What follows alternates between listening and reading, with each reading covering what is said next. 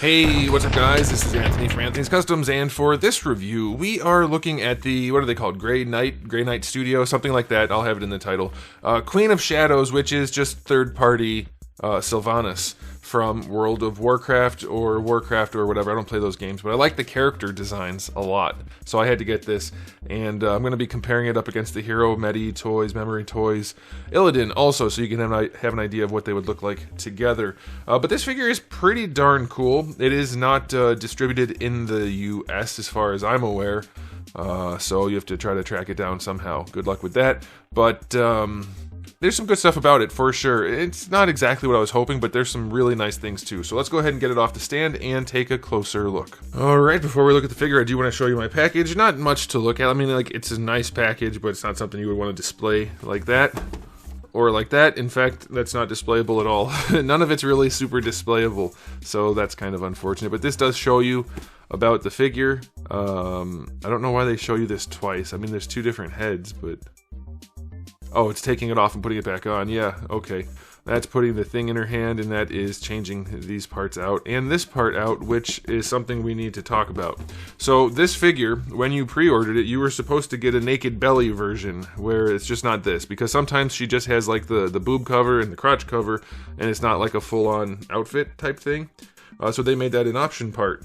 And mine didn't come with it, so I have to contact the people I bought it from and be like, hey, I want that. So we'll see what happens about that, but as I'm reviewing it, it is just the standard version of the figure without the abdomen, which I don't necessarily care too much about, but it'd be nice to get what I'm supposed to get, because I did pre-order it. Anyway, let's get into the review. This figure stands, it's supposed to be 1/10 scale, let's see, it stands about 18.5 centimeters, that's to the top of the hood, but the way her head is shaped, that's about where her head would be. So it's about 7.25 inches. Here she is up against Darwin, so as you can see, definitely not 1/12 scale. And here she is up against the Memory Toys Illidan, so he still has a lot of size on her, and I think they work well enough together. I have to say though, I think the Memory Toys is a much higher quality product overall. At first glance, this figure is every bit as good as the Memory Toys, but the more we dig into it, it's a little bit less. Just a little bit less. It's still really nice though. So let's do a question of the day. Are you guys buying this? And what do you think? Who do you like more, Memory Toys or Grey Knight? I guess Grey Knight also does the orcs. I think I have one of them pre-ordered. I haven't reviewed one yet though. Okay, so let's talk about this. Aesthetically speaking, the paint job is just beautiful. It's really nice. There's shading throughout. If you look at that torso section right there, there's shading throughout. The detailed paintwork everywhere is really nice. There's a wash going on. Shading almost everywhere with really nice detail work. It's not like absolutely perfect, but it is pretty darn nice. It looks really, really good. The shading and paintwork around the eyes, around the hood, the hair, the ears, everything looks wonderful. The way they did the cape is just, it's one of the best looking capes I've seen. I know it's blurry, hang on. Camera doesn't know what to focus on when it's just cloth like that.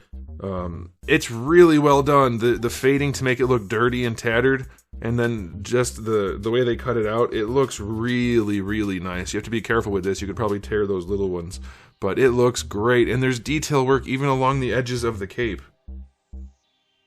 It's so good looking. It's really, really, really good. That reminds me of the Seinfeld episode. You're so good looking. I have one major gripe about this figure, and it's not a big deal. It's a small deal, which you won't even notice if I don't bring it up. If I do bring it up, you might, so sorry about that, but I have to do it. Well, I guess there's two. One doesn't bother me as much. Let's see, is it too dark? It's probably too dark to do it that way. She's a little bit pink. And I know there's a lot of conversation on the internet about her skin color. Sometimes she's been blue, sometimes she's been gray, sometimes purple, sometimes like this. It's like the undead thing, I get it. It seems to me that she's a little bit too pink. It could be a little bit more on the blue side, but it's not a big deal for me at all because I don't play the game, so I don't really care. Some of you may care about that, so that's why I'm pointing it out. The other thing is her face is kind of big for her head. It makes her look a little bit weird. Her face should be just a little bit smaller, and I'll see if I can do a Photoshop for you to make that look better. But yeah, her face is a little bit big. You probably won't even notice that, and once you, even if I mention it, you can probably erase it from your memory. But otherwise, it looks damn good. The sculpt is great, the paint is great, the cape is good. man, it looks good. Proportioning is solid. Everything's good about the aesthetic. Like, it's not absolutely perfect, but 9.8 out of 10. Really, really, really nice. Very, very nicely done. Now, as far as accessories go, we do have an alternate head, and that's good. It's cool because she's got the open mouth and different colored eyes. So the eyes are articulated, which is nice. I have her with white eyes on the normal head because I like to just get the pupils out of there, the irises and everything, the whole colored part. You can do that, but on the other one you have the red eyes, and that's cool.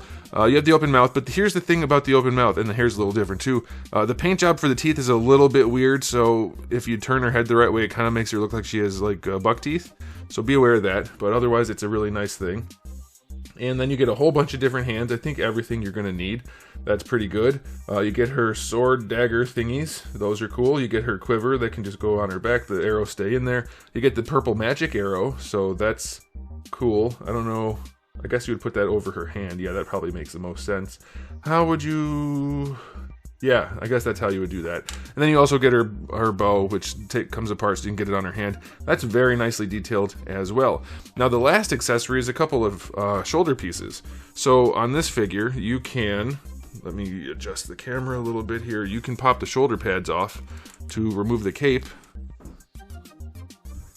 By the way, just as I'm doing this, a lot of these pieces are not like articulated. They're actually just softer plastic, so be careful. You could mush them and have a problem. And a lot of them are warped in the package, so be aware of that.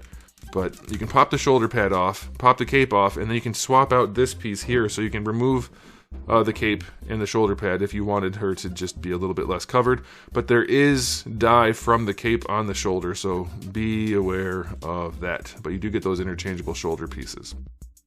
Alright, let's leave that off actually for now so we can do articulation. So let's go ahead and do the articulation on this figure. I hope the video is not too bright for you guys. The skin's very pale, but the rest of it's very dark, so I'm doing the best I can. For the neck, the hood is connected to the head, and the body is soft, so it's kind of like a storm figure. So you can move it around pretty well, all things considered, but with the shoulder pads in place, you do run into some limitation. But it's not bad, and the hair's flexible, the hood's flexible. It's not bad, all things considered, so that's okay. Now for the shoulder, it works like a storm figure, and this will rotate independently.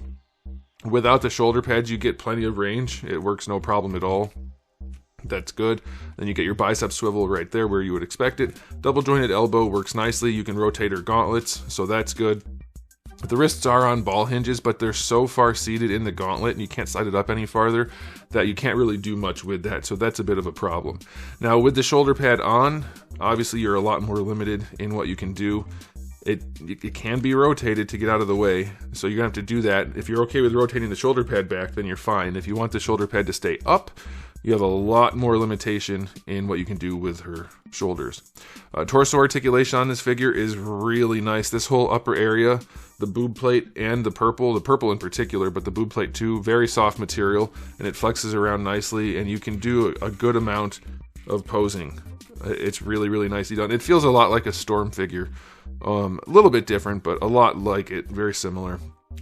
Same thing down here. You do end up with some gapping, but it's at the maximum. Like, you definitely don't need that amount of range in that area. So it works nicely. You do get your rotation there.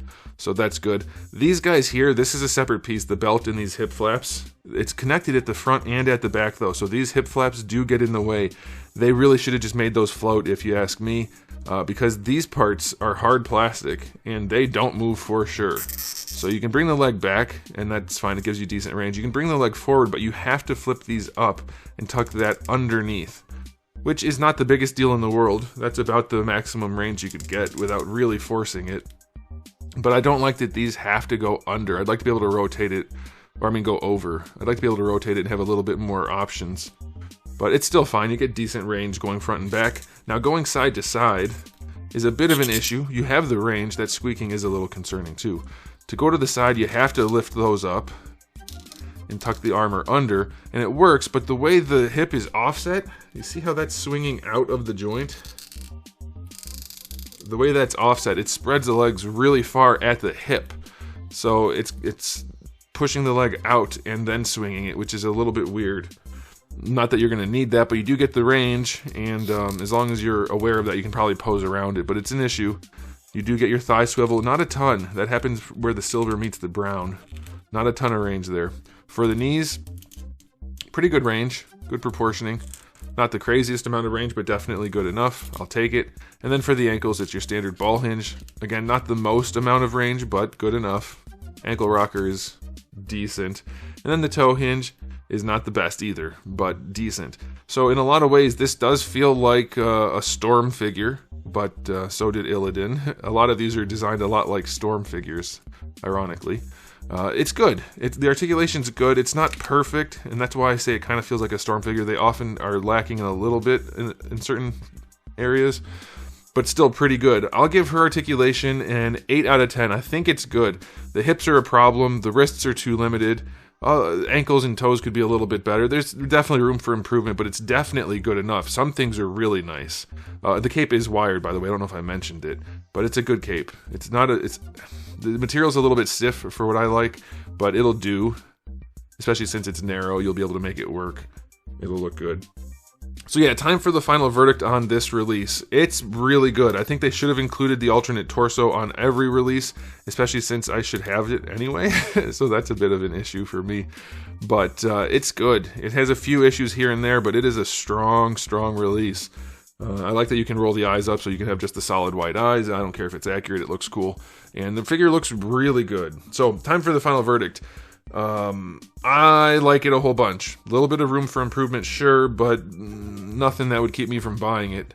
So I'm going to give it an overall rating of 9. I'm going to say 9.5 out of 10. There's definitely some room here and there for some things to be improved upon, but it's a good release. And I think anybody who's into this sort of thing, whether you're actually a WoW fan or just Purple Elf Lady fan, which I'm sure that's a genre of collector out there, this is a good one to pick up for sure.